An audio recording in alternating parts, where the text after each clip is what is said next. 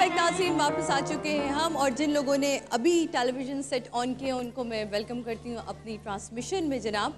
और अब वक्त है एक ऐसी शख्सियत को तारीफ़ कराने का जिनका अगर तारुफ करवाने चलूँ तो मेरा ख्याल है अल्फाज कम पड़ जाएंगे। उन्होंने बहुत काम किया। उन्होंने सिर्फ पाकिस्तान में ही काम नहीं किया बल्कि सरहद पार जाके भी अपना लोहा मनवाया है। जी हाँ, और यहाँ उसके बाद एज अ डायरेक्टर उन्होंने ड्रामों में काम किया।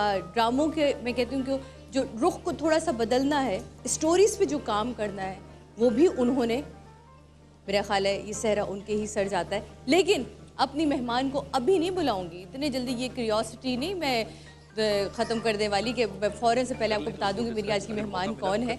लेकिन मैं सिर्फ इतना बताने वाली हूँ कि वो इतनी खूबसूरत दादो ना, खुदा की कसम मैं कहती हूँ मैंने नहीं देखी लाइफ में। इतनी प्यारी दादो अगर मेरे पास हो मैं तो चूम चूम के दादो को ख़त्म कर दूँ। मैं अगर उनकी पोती होती या पोता होती तो आज दादो कहती हाय। यकीन मानिए इस कदर हसीन शख्सियत की मालिक, हसीन चेहरे की मालिक, हसीन दिल और दिमाग की मालिक, आप सब की भरपूर तालियों में मैं दावत देती हूँ ज़ेबा बख्तियार साहिबा को।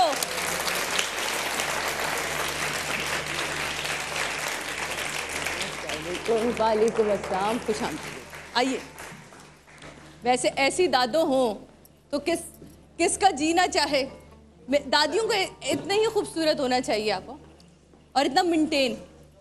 ये नया ट्रेंड है, अब से पाकिस्तान की दादी ऐसी ही हुआ करेंगी। बिलाल भाई, ज़ेबा आपा से तो यकीनन नहीं वाकिफ़ आपसे, माशाल्लाह माशाल्लाह। जो फ़नकार होते हैं ज़ेबा, उनका एक बड़ा प्रोजेक्शन और इमेज होता है, लेकिन अपनी ज़िंदगी की तलखियाँ जो हैं वो कभी लोगों के आगे नहीं लाते। लानी भी नहीं चाहिए। ज़िंदगी के इन उभारों को आप ज़िंदगी में कैसे हैंडल करते हैं कि एक चेहरा है जो कि सारी दुनिया देखती है, एक चेहरा है जो कि मैं और मेरे खुदा के सिवा कोई नहीं जानता। बिलाल भाई, ये दुनिया है ना जन्नत है ना दोज़ख है, ये एक इम्तिहान है, एक आजमाइश है। और ये सारी वो आजमाइशें हैं कि जो हमें अल्लाह ताला तक पहुंचने के लिए हमारी मदद करते हैं, हमें कुछ ना कुछ सिखाते हैं। और जहाँ तक मीडिया का सेलिब्रिटी होने का ये ताल्लुक है, उसमें वो बहुत बड़ी जिम्मेदारी है क्योंकि लोग हमें देख के हमसे उम्मीदें रखते हैं। बिल्कुल। और हमें उस शख्सियत को, उस कैरेक्टर को उनके सामने वैसे ही रखना है, क्योंकि अगर उन्होंने इतना कुछ किया है, हमें इस जगह पे डाला है, अल्लाह ने इतनी बड़ी जिम्मेदारी दी है, तो हम उनके दिल को नहीं दुखा सकते। जितने भी प्रोफेशनल काम किए, आपको सबसे ज़्यादा आसान या सबसे ज़्यादा मुश्किल काम क्या लगा करना? Direction, acting, production. आसान तो कुछ नहीं होता। आसान कुछ सिवाय मरने के इस मुल्क में, वो तो कोई भी मार के चला जाता है। हाँ वो कोई कह रहे ना इस मुल्क में मरने के सिवा कोई कुछ भी मुश्किल आसान काम नहीं है। आसान तो नहीं है, मतलब कोई भी काम अगर आप अच्छी तरह से करना चाहें तो वो आसान तो नहीं होता। बहसियत फीमेल, आपको लगा कि कोई ऐसी हमारे यहाँ जेंडर डिस्क्रिमिनेशन है कि प्रोफेशन में आगे बढ़ने से हमें रोकती है? या बिल्कुल है, पूरी दुनिया में है, तो यहाँ पे क्यों नहीं होगी? बल्कि यहाँ पे ये है कि सबसे पहले बात ये है कि अगले को मतलब टू बी टेकन सीरियसली, कि वो आप वाकई सब मान ले कि एक और ज़्यादा मेहनत करनी है, बहुत मेहनत करनी पड़ती है। और तब भी वो होता है कि अच्छा ये पता नहीं कहाँ से सबक सीख कर आई है, पता नहीं क्या कर रही है। वाकई मतलब शादी अब भी यकीनन एक औरत होने के नाते जितनी प्रॉब्लम्स हमें सामना करना पड़ता है, आप यकीन माने बिलाल भाई कि आप कितना ही अच्छा कर रहे हो एज अ डायरेक्टर या as a producer, in the and जो आपको एक लेबल मिलता है तो औरत ही ना। हाँ। कितना कर लेगी, है तो औरत। अरे आपके बराबर आके खड़ी है, आपके ही टाइम पे उसका भी ड्रामा ऑन एयर हो रहा है, इसका भी ड्रामा ऑन एयर हो रहा है। इसका ना बिल्कुल बरअक्स ज़ेबा तजर्बा है। हमारे दफ्तर में लाहौर में बच्चियां हैं जो कि एसोसिएट हैं, प्रोड्यूसर्स हैं। मशाल के तौर पे अर्शिया एक हमारी बच्ची है जो कि राव शाहिद के साथ काम, एक तो राव शाहिद के साथ हमारे काम करना ही एक जन्नत की दलील है, ऊपर से वो खातून का होना। लेकिन वहाँ पे यकीन कीजिए कि सारे लोग आदमियों से ज़्यादा औरत से ट्रस्ट करते हैं। लेकिन मैं उसका दिया हुआ जिम्मेदारी जो है ना वो पक्की यकीनन पूरी होगी, जो बाकियों को दिया उसको फॉलो अप करना पड़ेगा। नहीं बिलाल भाई, इसमें मैं आपको बताऊं पूरा सहरा समक हो जाता है। سما کی مینجمنٹ کو جاتا ہے، کیونکہ میں بھی جب اس ادارے سے جڑی اور تب مجھے اس چیز کا آئیڈیا ہوا کہ یہ ادارہ عورت کو عزت دینا بھی جانتا ہے اور اپنی عزت کروانا بھی جانتا ہے. یہ بہت بڑی بات ہوتی ہے کہ آپ اپنی عزت خود کروائیں. اب یقین مانیں اس لیے کہ میں اب اس کا حصہ ہوں، اب میں اس کا حصہ بن کے میں نے دیکھا، اور یہاں میرے آنے والے مہمان بھی اس چیز کی تائید کرتے ہیں کہ واقعی آپ جب اس ادارے سے جڑے تو یہاں عورت کو ایک الگ نظریے سے دیکھا جاتا ہے کہ یہ بالکل ہماری طرح ہی محنت کر رہی ہوتی ہے، اور اس محنت کا صلہ بھی ہمیں اسی طرح ملتا ہے. سب سے بڑی زیبا لائف میں اچیومنٹ کس چیز کو مانتی ہیں آپ؟ لائف میں اچیومنٹ دیکھا میں میرے بیٹے کا ہونا اور اسے میرے پاس ہونا، اور اس کا ایک خیر وہ میری اچیومنٹ بھی نہیں ہے، وہ اللہ کا کرم ہے، لیکن اپنے بیٹے کو ہی سمجھتی ہوں. یہ عاجزی آپ میں ہمیشہ سے تھی یا عمر نے سکھا دی؟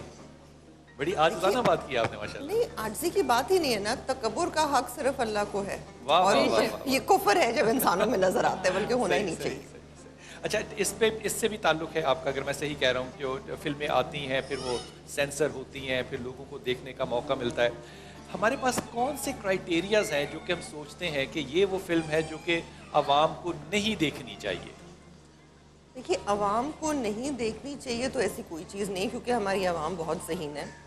یہ ضرور ہے کہ کچھ فلموں میں بہت زیادہ مار دھار، خون خرابہ جو ہو تو وہ ایک عمر کے بچے کو نہیں دیکھنا چاہیے، کیونکہ ذہن پہ برا اثر پڑتا ہے. بلکہ میں ذاتی طور پہ سمجھتی ہوں کہ جو کھلونے میں بھی بندوق دے دیتے بچے کو، یہ صحیح لیکن بات زیبا ٹام اینڈ جیری سے زیادہ وائلنٹ کارٹون اس دنیا میں پیدا ہی نہیں ہوا، وہ تو ہم بچپن سے 20 سال سے دیکھتے آ رہے ہیں. اب ہم کیا کریں، کیونکہ ہمارا میڈیا ہی ہمارے ذہنوں کو خراب کر رہا ہے. لیکن ہم جہاں تک ہماری پہنچ ہے وہاں تک کوشش کرتے ہیں، لیکن وہ یہ بین نہیں ہوتا، ریٹنگ ہوتی ہے. اس کے بعد اکثر یہ ہوتا ہے کہ ہم کئی چیزیں پاس کرتے ہیں، پھر وہ فیڈرل سے آتا ہے کہ نہیں جی اس میں ہمارے، کیونکہ یا تو وہ اینٹی نیشنل ملک کے کوئی خلاف چیز ہو، یا مذہب کے کوئی خلاف چیز ہو، یا کوئی دوست ملک کے خلاف کوئی چیز ہو، ایسی کوئی چیزیں ہوتی ہیں. ورنہ نہیں، ورنہ ہر چیز جو ہے وہ قابل قبول ہے. وہ پھر ریٹنگ ہو جاتی ہے کہ وہ اوور 15 ہوتی ہے یا اوور 18 ہوتی ہے. صحیح. ابھی پچھلے دنوں میں یہ بھی اختلاف چلا کہ کچھ چیزیں جو ہے وہ سینسر بورڈ نے جو ہے وہ تو پاس کر دی، لیکن بعد میں ان کو واپس لینا پڑا.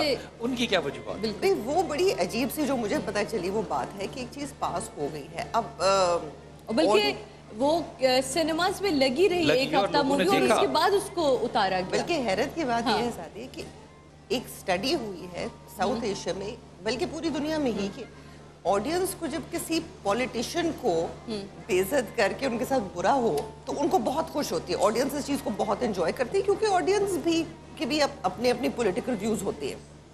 اور یہ نارملی آپ دیکھتے ہیں ملکوں میں ہر قسم کی فلم بنتی ہے، ہالی ووڈ سے بھی بنتی ہے، بالی ووڈ سے بھی بنتی ہے.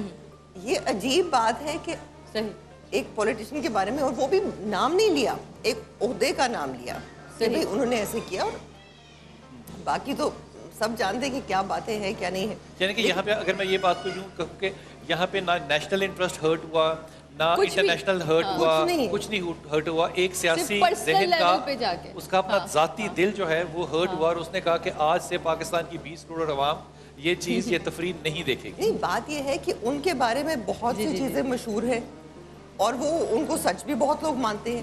تو اس کے بجائے کہ آپ ایک فلم اتار کے اس شک کو یقین میں بدل دیں لوگوں کے کہ اچھا بھائی تو کچھ ہوگا ہی جو ہٹایا ہے، چلنے دیں. اچھا ویسے ایک میں بات ایک جملہ صرف کہتا ہوں کہ جتنا زیادہ ہم کانشیس ہیں نا اپنے ایکسٹریمسٹ ہونے سے، میرے خیال میں انتہائی غلط ہے. کیونکہ میں اپنے 20 سالہ تجربے میں دیکھوں نا غزیبا، تو یقین کیجئے مولوی اور مفتی علماء کرام جو ہے جتنی ہم سے بیٹ لیتے ہیں نا، انٹلیکچوئل بیٹ لیتے ہیں اور پھر واپس جواب دیتے ہیں اور پھر کھانا بھی اکٹھے بیٹھ کے کھاتے ہیں، مجھے لگتا ہے کہ ہم نے ایک بالکل غلط پرسیپشن بنایا ہے. اگر ایک سیاستدان نے ایک فلم نہیں لے سکتا تو ووٹ کیسے لے سکتا ہے وہ ہمارا؟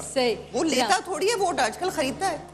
آج کل میرا خیال کون دیتا ہے؟ کہ اب ذرا میں اپنی آڈینس کی طرف کے جو سوالات ہیں وہ لے کر آتی ہوں کہ آڈینس ہماری جاننا چاہتی ہے کہ زیبا بختیار کا رمضان کیسا ہوتا ہے.